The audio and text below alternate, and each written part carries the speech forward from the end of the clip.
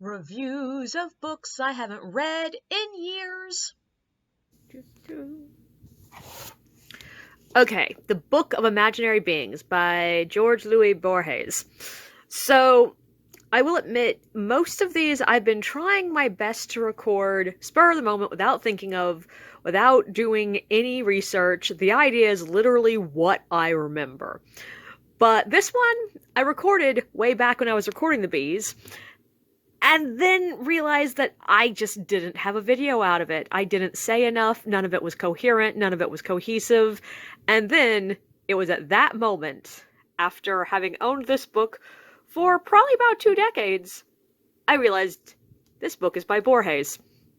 And it's that Borges. And I was like, oh, that's just embarrassing.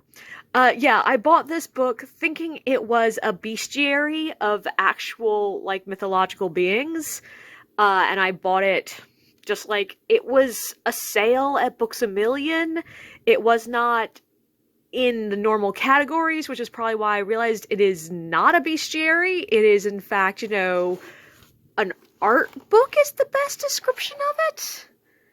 Like, yeah, there's some information, but it's far more poetically put than informatively put.